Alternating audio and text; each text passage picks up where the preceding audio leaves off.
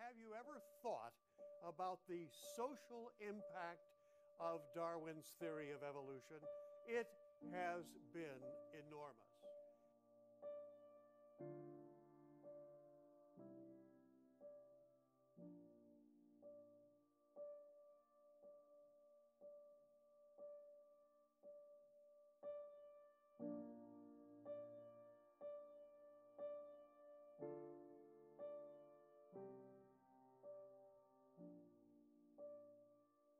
Prior to Darwin, people had believed on the basis of revelation that human beings were the product of God's creation, but they also believed that human reason could figure that out, that the great order that we see in nature, and especially the unique capacities for free will and reason that you see in human beings, pointed to a source above nature as the origin of nature, and especially the origin of man. And Darwin's argument seemed to be that we really don't need to have recourse to those kinds of explanations anymore. Dr. Carson Holloway, author of The Right Darwin, professor at the University of Nebraska, recently taught for a year at Princeton. To the extent that Darwin's theory tended to give intellectual force to atheism, the belief there is no transcendent good, and what follows from that, the belief there can't be any transcendent dignity to every human being, would have contributed, at least indirectly, to kind of obliteration of the old and firm basis for the moral decency that tended to prevent organized mass bureaucratic slaughter, which is what you got in the 20th century. The acceptance of evolution brought in a totally new way of looking at life on Earth, and especially humankind and our place in the cosmos. As evolution began to be accepted in intellectual circles, one of their own, British philosopher Herbert Spencer coined the phrase, survival of the fittest. That phrase caught on as the essence of Darwinism. Social Darwinism is the idea that human beings will evolve, and social systems will evolve, and social institutions will evolve, and the fit ones will survive and overcome the weak ones and go on to become stronger. It is a survival of the fittest sort of system. It is a dog-eat-dog, top dog win out kind of system that flies in the face of the Judeo-Christian tradition. Dr. Earl Tilford Jr. is a professor of history at Grove City College in Pennsylvania. And so with survival of the fittest, it was okay to exploit people. After all, they were weak and they should go by the wayside. It was for the betterment of the race, of the human race, that they should. Intellectually deficient, those who are physically deficient, those who are morally deficient would fall away. Evolution had implications for virtually every discipline it touched, including labor. Ian Taylor, author of In the Minds of Men, Darwin and the New World Order, mentions the so-called robber barons, a handful of industrialists who became inordinately wealthy by unethical means in the early stages of capitalism. They were enthusiastic Darwinists. There was a lot of misuse of labor in England at that time, and it was all justified by the robber barons, by Darwin's argument, a survival of the fittest. Well, the elite said, we are the fittest and we're surviving, and it's perfectly all right, it's for the benefit of the country, isn't it? In America, it was the late 1800s, early 1900s when you found the robber barons. Andrew Carnegie and others believed that this was all justified. The idea of encouraging unemployment so that the wages could be kept low, and the hours, the working hours, could be kept long, and so that they could make maximum profit on these things. That was survival of the fittest, and of course he would have been one of the fittest to survive. Evolution also has had implications on racism. It gave it a scientific rationale. Now, a lot of people might not connect Darwinian evolution with racism, but as the late Dr. Stephen Jay Gould said, that racist attitudes were common before Darwin, but what Darwin did was fuel racism. And the reason is because when you popularize a philosophy that man is just an animal and we evolved from ape-like ancestors, and there are different races that evolved at different levels, and some are more advanced than others, you can see how people could then develop racist attitudes towards those they thought were more primitive than themselves or inferior to themselves. And there's no doubt that Darwinian evolution has certainly influenced cultures around the world. Creationist educator Ken Ham founder and director of Answers in Genesis, saw what Darwinism did to the Aborigines in his native country of Australia. Darwin taught in his book The Descent of Man, for instance, Australian Aborigines were basically closest to the ape-like ancestors. The Australian Aborigines were looked on as the missing links in history. In the very early 1900s, they were even listed as animals in a Sydney museum booklet. And there were scientists from Germany and England who sent people to Australia with instructions on how to kill the Aborigines, how to skin them, how to boil up their skulls for specimens for museums around the world. It was because they thought these were not quite human yet. It was all laid down with the idea of they were evolving, and they had not yet evolved into the white man's idea of what is being human, see? Another man who shared some key tenets of Darwin's theory, in particular its implications about God and its implications about man, was Karl Marx, the father of communism. Marx also embraced Darwinism as the scientific version of his political philosophy. He saw the struggle as among classes.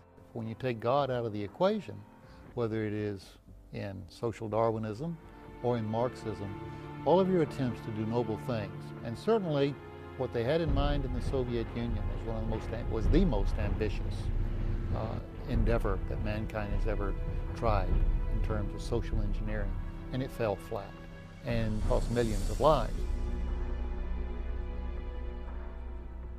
Because proponents of evolution believed that man was not made in the image of God, they felt free to remove those who got in the way of their social engineering. Karl Marx wrote to his collaborator Friedrich Engels in reference to Darwin's On the Origin of Species, "This is the book that contains the foundation in natural history for our view." That view, of course, was communism. No one can deny that communism was based upon atheism. The communist leaders explicitly said so. While Karl Marx did not like the Darwinian concept of every man for himself, he found Darwin's theory useful for removing God from the equation and substituting the almighty state as he envisioned it. In communism, the state was God, and literally tens of millions of people have died because of this false belief. In his book Mein Kampf, Adolf Hitler said, "The purity of the racial blood should be guarded so that the best types of human beings may be preserved, and that thus we should render possible a more noble evolution of humanity itself." Adolf Hitler relied on evolutionary concepts in his chilling treatise Mein Kampf. What was the real connection between the horrors of Nazism and the theories of Darwin? The following contains some graphic scenes. Parental discretion is advised. Perhaps the most evil figure ever is Adolf Hitler. He and the Nazis committed unspeakable actions, crimes against humanity. What link, if any, is there to the theory of Charles Darwin? Dr. Richard Weikart heads the Department of History at the University of California, Stanislaus in Turlock, California. He has written the important new book, From Darwin to Hitler. Hitler was taking ideas of Darwinism in a certain kind of direction. An important point of Darwinism was that there is no distinction between humans and animals, at least no qualitative distinction. Darwin, in fact, termed it this way: there's a quantitative but not a qualitative distinction between humans and animals. There was also a sea change with the acceptance of Darwin in how humanity was to view human death itself. But the Darwinian vision is that death is a positive force that brings progress.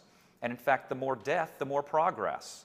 The more people are born, the more variation you have. This gives more possibilities for good variations. Charles Darwin's theory was not accepted widely at first, but he noticed it began to gain a foothold in Germany, some 50 years before Hitler.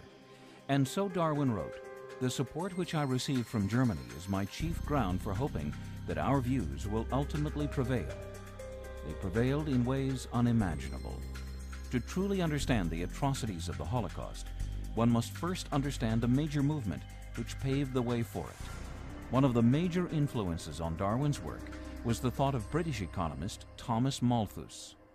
Thomas Malthus was an earlier philosopher and thinker who came up with a number of theories about population and population control that Darwin actually built on in his work.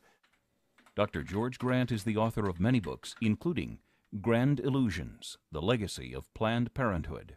What Malthus argued was that it was a good thing to allow the poor and the undesirable aspects of populations to essentially kill themselves off through ill health and so forth. In fact, he actually argued that philanthropy and charity to the poor was bad for the human race because it allowed the breeding of what he called human weeds. In Malthusian theory, the world human population would quickly outgrow the available food supply, and so population needed to be limited. Combined with Darwin's theory of evolution, it resulted in a dangerous movement. When Darwin and also other Darwinists, such as Ernst Haeckel, who was Darwin's chief disciple in Germany, looked around the world at different races, they saw the American Indians being exterminated by the whites. They saw the Australian Aborigines being exterminated by the Europeans. And their conclusion was that's part of the struggle for existence. And because these inferior races are not as intellectually sound, then they're going to be decimated by the Europeans. And that's just a natural process. Charles Darwin had a cousin by the name of Francis Galton, who took the ideas of Darwin and began to apply them to the realm of genetics. Galton wondered, is there a possible way to actually steer evolution through scientific methods so that we actually create a race of thoroughbreds? Galton assumed that there were certain good genes and certain bad genes in the human gene pool. The movement Galton spawned became known as the eugenics movement.